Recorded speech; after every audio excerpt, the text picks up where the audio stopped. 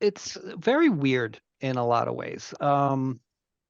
We have had interactions with people that would normally hate us on a level that you cannot explain. And I mean like hard gang members who Hmm. one of them has been shot and you go to the hospital and there's guys with tattoos of teardrops who can't do enough to help you. And, we think that maybe he did this and maybe he did that.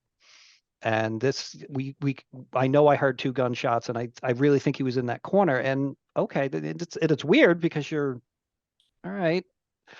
And then on the same night, you'll go to someone who has a residential burglary who doesn't even want you to come in because Right. they're afraid of the police and um, that they don't want anything done with this, but they want you to be there to catch the bad guy without actually coming into the scene. Like the Right. tensions that we experience, and I think probably the easiest way to explain it is especially in New York City, the variety of people that we run into. When I was very new to the job, I wanted to be in the hostage negotiation team.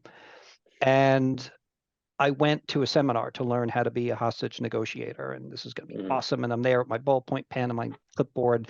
And the instructor had said, he was this little guy with a Marine buzz cut. And he had said, you have to understand the culture and the mores of the people that live in the neighborhood that you serve. And I kind of smirked. And since I looked like I was 12 and I kind of giggled, he made a beeline to me. And he's like, "Do you think something's funny about the way I said that?" I said, "Well, no, it's not funny, but I'm trying to figure out like how would I ever know what the mores and the culture of the people that I serve is?" And he looked at me almost annoyed and said, "Well, where do you work?" I went, "Midtown Manhattan."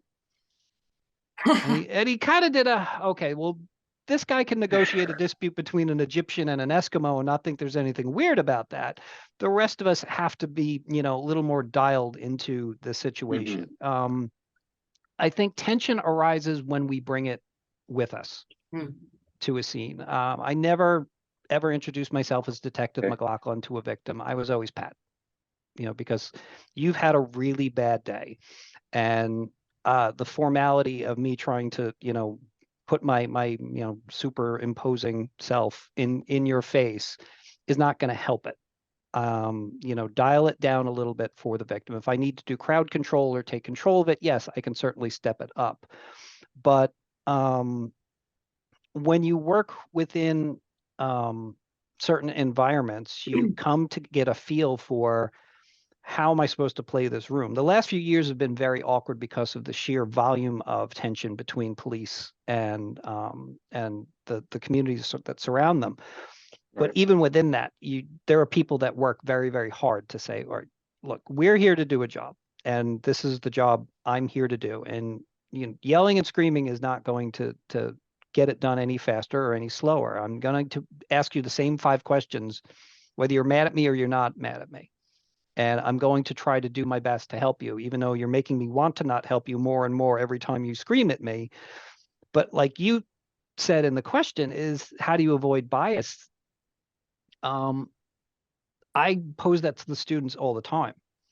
Hmm. And bias isn't always the worst thing in the world to have because bias is also a learning capability. And I'm not talking about racial bias or sexual tension or Yeah. anything along those lines, but I brought up the case to a student one day. I said, if you're walking, you get done with class, you guys all go out to the bar, you leave, and as you're walking up the street, there are two people walking towards you, and one of them stops near the lamppost, and the other one keeps walking past you. And as you get to the lamppost, the guy who stopped there says, "Oh, do you have a cigarette or do you have the time?" And when you go to look at your watch, you get hit from the behind, and your wallet gets stolen. Hmm. Next week, we get done with class. You guys all go out drinking again, which we have to talk about how often you go drinking. And the same scenario happens. And as you're walking up the street, two people walking towards you, one person stops, the other one keeps going. And as you get near the person, he says, "Hey, do you have a light or a cigarette or something? What are you going to do?" Probably Right. fall on the ground or run around the person or, turn around and walk the other way. Hmm. Um, is that biased? Yeah. You you had a True, negative true. experience with something, you learned in some way, shape, and or form, and it has dictated your behavior. And that poor guy that's standing by the lamppost probably thinks you're a lunatic, but you don't you don't have any other data to work through that scenario with. Right. And sometimes it's not the worst thing in the world. If you have experiences, and every one of us has something that's a little bit different that we bring to the table, a lot of times that's how we work through our problems. Like, I've seen this before, or I had experience with this, or I remember that other time that this happened. It was similar to this. Um, so I try to tell people that you approach every single crime scene like it's the first one you've ever been to.